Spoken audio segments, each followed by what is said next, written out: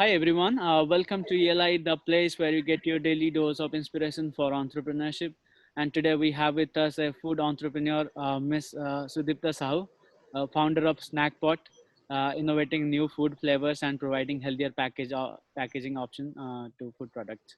Sudipta is a graduate of Indian School of Business and has worked for companies such as Forbes, Marshall, BNL, Escape Group, Genpact, to name a few. In 2019, she started her own venture called Snackpot. Join me to welcome Sudipta. Hi, Sudipta. Welcome to ELI. Hi, thank you so much. Sudipta, I'd request you to introduce yourself to our audience, please. Yeah, so you've given a nice long introduction about me, anyways. But yeah, so I've been in the corporate for I think more than 10 years easily. And for the last 4 to 5 years, I have mostly worked with small companies or startups actually. And finally, last year is when I decided to basically start something of my own. And basically we basically do packaged food options which are healthy without any preservatives, and we don't add any sugar. And the whole idea of Snackpot was basically to work with the ingredients that already exist in our Indian food habits, and take those ingredients and innovate slightly, and bring out better and healthier food options. Okay. Sudipta, before going into our regular course of questions, I have a very interesting question for you. Tell us how Indian food habits has been evolving over the year, especially recently. I see a lot of uh, food items and dishes that are not Indian coming into the Indian context. What has been your observation on that part? Yeah, so I think so. If you look at a culture traditionally and all of that, it's very interesting. Actually, the Indian food habits and even the kind of food we get changes according to seasons. So people will tell you have more cooling foods in the summer, have more body warming foods in the winter and all of that, and spring and all of that, right? So traditionally, if you see, we've actually had this. Generally, food patterns do vary, over the years. But what I have generally observed is, one is obviously, I think. That so typically speaking, packaged foods do have a lot of typically what you're getting in the market is packaged foods do have a lot of high sugar and salt content in them, right? Number two is obviously junk is I mean it's very tasty and easily accessible, right? So I think that's a pattern all across the world, not just India, right? However, I think that a great thing has happened, which is that our COVID has made us sort of relook at what we are feeding our bodies, right?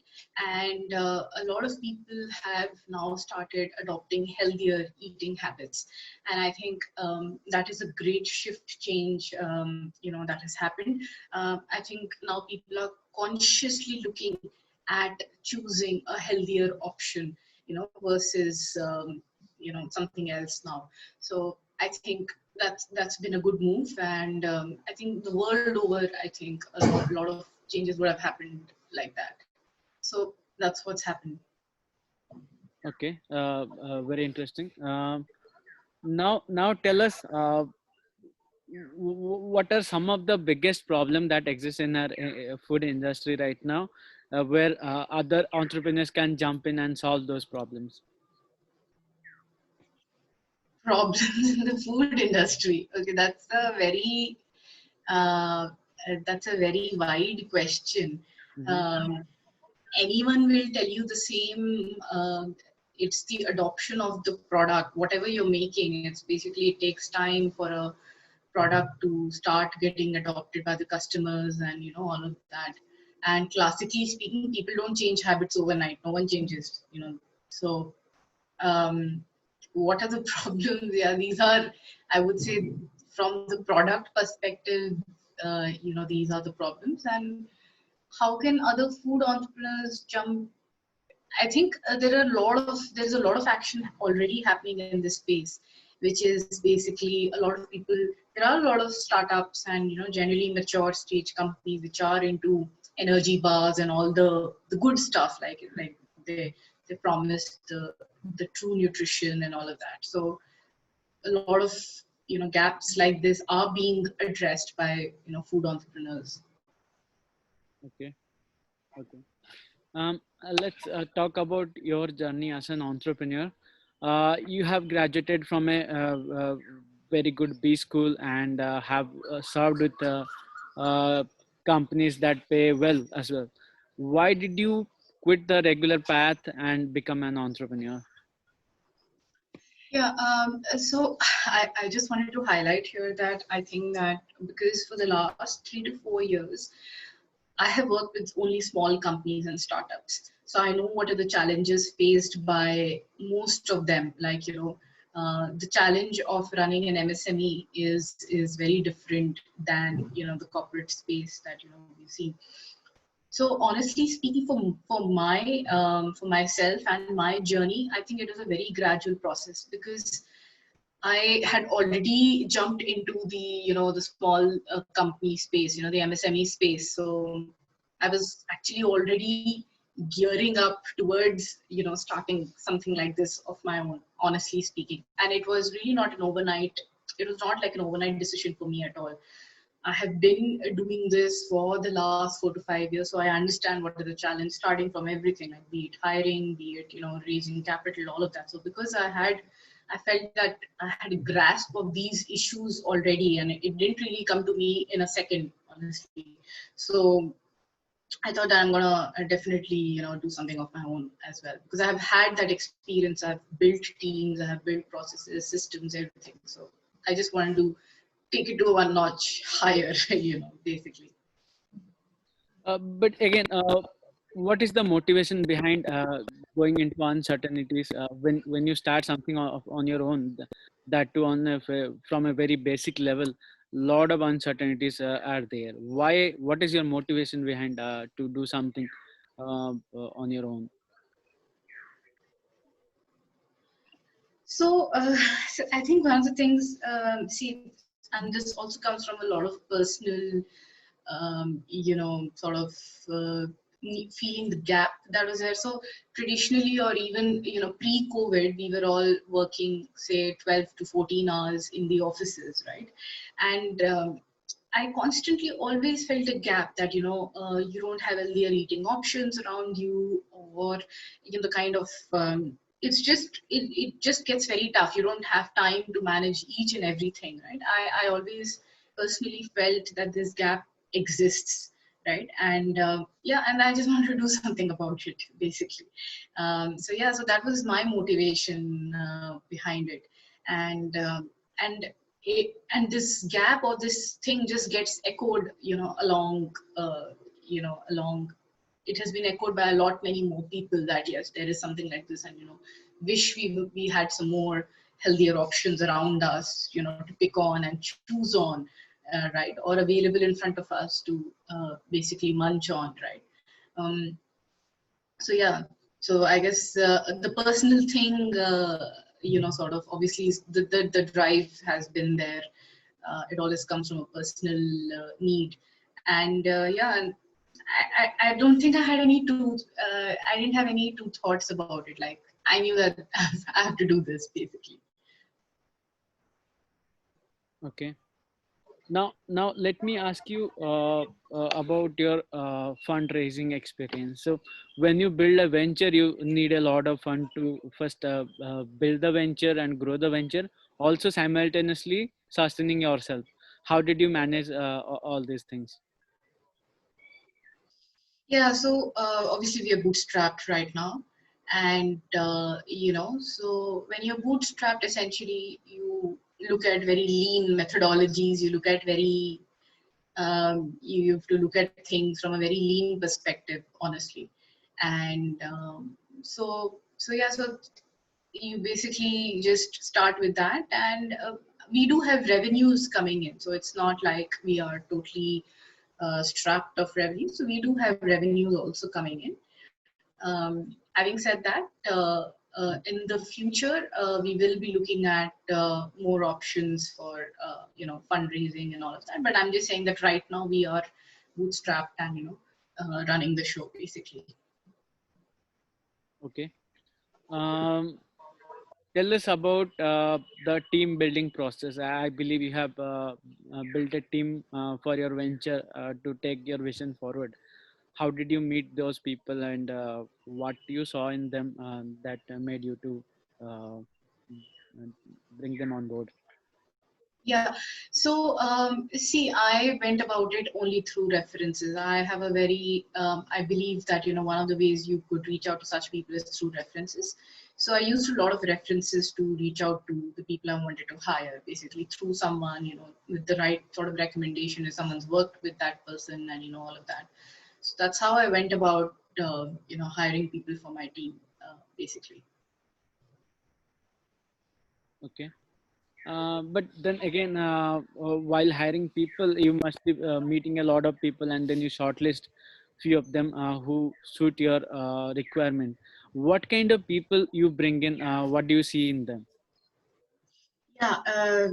So see, one is, this is very important for a startup.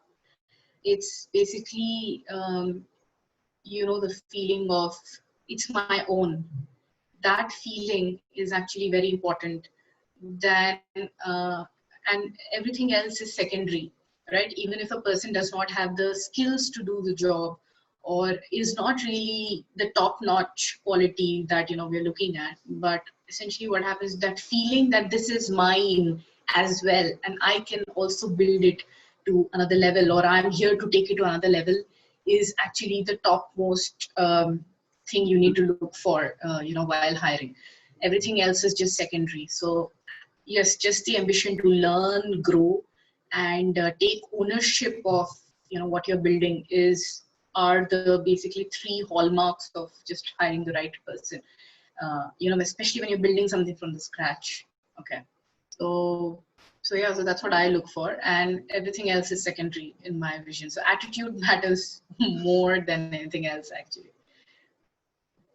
Okay. Let me play a rapid fire round with you. Uh, Okay. I'll give you two words. You have to pick one. Uh, Fundraising and bootstrap.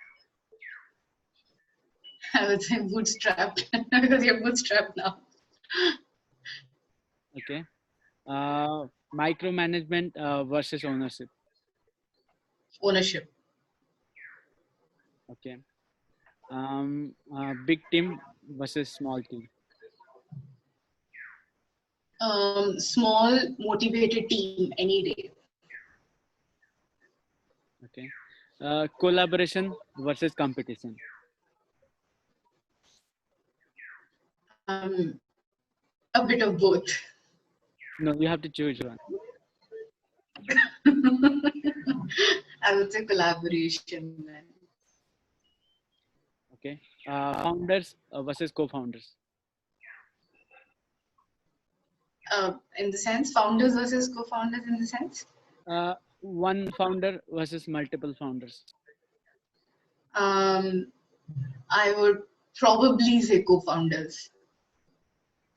Ethics versus growth. Okay. I don't think you should have like a choose one. I think there's always going to be elements of both. Okay. I would still say ethics. Okay. Uh, Vertical growth versus horizontal growth. Horizontal growth, I guess. Okay. Well, I'm done with the rapid fire. Moving on to next question. Tell us, what are the challenges you have faced so far while building and growing this venture? Yeah, so as is with any other business as well, it's very similar. Hiring people, finding the space for your business, and how to get started, finding the market, how to start selling, figuring it out, how to sell your product, and just learning the ropes of the industry that you are in, understanding, the nitty gritties of the industry that you operate in. So yeah, so these are some challenges. Okay. One thing I'm very interested to know, what is the role of mentorship for an entrepreneur? And if you have had your share of mentorship received from someone else. I think it is very important, but it is also very important to get the right person, in the sense that, see, you cannot take advice from anyone and everyone. And that is very important actually as a founder, so you need to find the right mentor for sure. I have a lot of entrepreneur friends, and I do reach out to them to brainstorm, to discuss my problems and all of that. But I've not had an official mentor in that capacity. Okay. Um, what are some of the interesting lessons you have learned as an entrepreneur, which other entrepreneurs can learn and shorten their learning curve? Shorten the learning curve. Okay. Um, what are some of the lessons I've learned? I think one of the most important lesson in this entire thing is consumer behavior. Um, Consumer behavior in India is very interesting. You might think that a certain product will be accepted the way that you are envisioning, but it's not going to happen like that ever. Um, so that brings me to the point of um, ensuring that whatever you're doing, take feedback from your customer every time. What is working, what is not working. Make calls to them, talk to them, do whatever it takes, but ensure that you are taking feedback from them at every step. Like, is this working, not working? What would you suggest? You got to have no ego in this. You got to have no, biases when you talk to them. Just listen to them, and you're going to get a lot of inputs from them, basically. Okay. So, being an entrepreneur, how do you judge another venture whether it will be a success or not?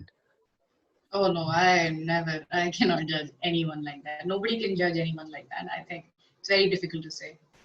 Okay. Let me rephrase the question. What are some of the things that you see see common in the successful ventures, and what are some of the things you see in a failed venture?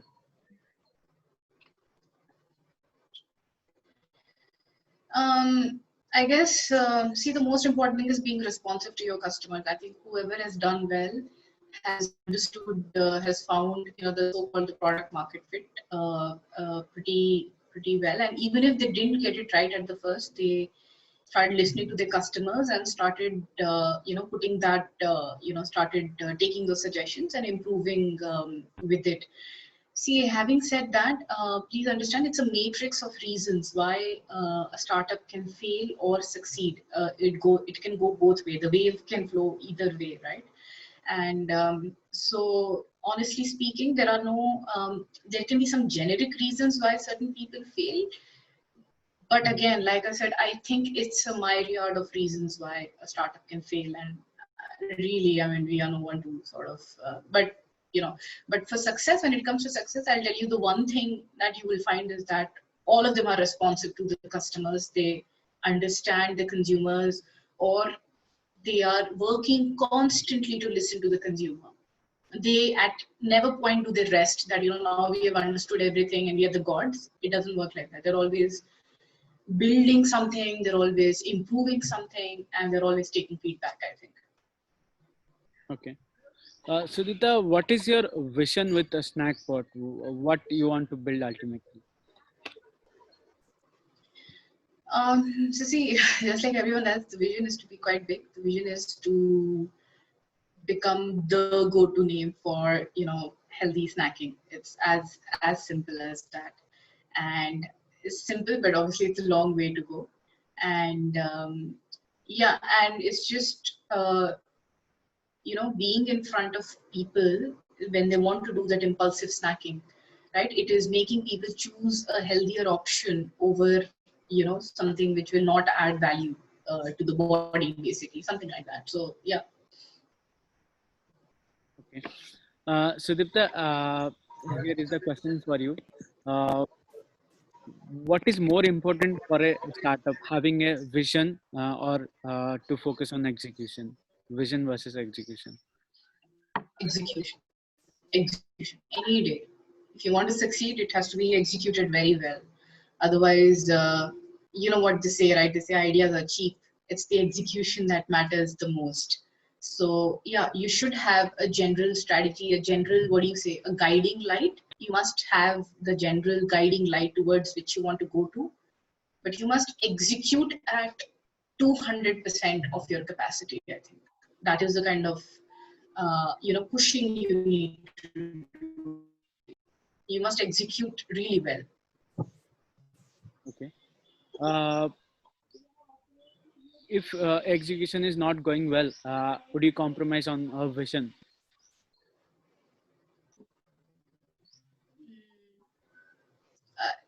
It's not, I mean, see, if execution is not going well, you need to take two steps back. It's like, if you're running something or a race or something, you go, if you're not, like, you just take a break, but you ensure that you're back on the path again.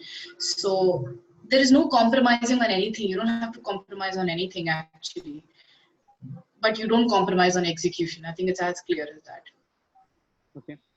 So, Dipta, having been a stakeholder of the startup community and been into food industry for some time, which are some of the best performing or very futuristic food companies that have come up in India? Okay. I don't. I mean, see, I'm not able to remember the names off the top of my head, but generally speaking, some of the trends are towards uh, maybe more nice packaged food products, which are more, which promise the nutrition and the ingredients that they put on the labels. I think that's what's there. I can't remember any names off the top of my head. So. But yeah, it's an interesting space and a lot is happening for sure. Okay. My final question to you, Sudipta, how would you suggest our young audience to start their journey as entrepreneurs? So, like I said, one is that see, entrepreneurship is a drain financially, emotionally, and mentally. You need to be ready for all three elements because if you're not ready at even one of the things, it's going to be a very tough journey, basically, because most of the time it's just downs and hardly any ups in the journey. So if you're not ready on all three fronts, I would advise someone to not take that risk, and take that risk when it's required or when you are sort of settled with all these three elements that I talked about. But if you're not, uh, I would say wait it out until you reach that level, basically. Okay. Sudipta, imagine you are an investor and you have some money to invest in any of the growing industries. Which would be that particular domain you'd invest in? Um, definitely tech. I think tech has a lot of scope and a lot of things are changing now. So I'm not a tech person, but I would start to look at some tech industries for sure. And of course, probably food, obviously, because that's going to stay. Come on, man. Humans need food to survive, so that's going to stay. Yeah. Okay. Final question. What are some of the interesting lessons you have learned as an entrepreneur? What are some of the interesting lessons? Like I said, it was mostly to do with consumer behavior. Like I said, that you think in a certain way, but the consumer's behavior does not necessarily come out, that way. So that was definitely, it's very interesting learning, in terms of that. And I think some of the most important things that you learn is um, you don't know what you could do or couldn't do until you do it, basically, in entrepreneurship. And that's a facet which you reveal to yourself, that, oh, you think that you could, like, you might think that you can't do accounts or you don't understand ABC of accounts, but you're going to be surprised like what you could actually do with you know with when it when push comes to shove. Basically, it's like what all you can do to survive, you will do it basically. Just Okay, that is an interesting takeaway from this video, Sudipta. Um, I must say it was a pleasure to host you here at ELI. On this note, I'd like to close this session. Thank you for your time, Sudipta, and our best wishes for Snackpot. thank you so much. Listener, you can follow Sudipta on LinkedIn by typing Sudipta Sahu. That is it for today's episode. We'll be back with another exciting entrepreneur. Stay tuned to ELI.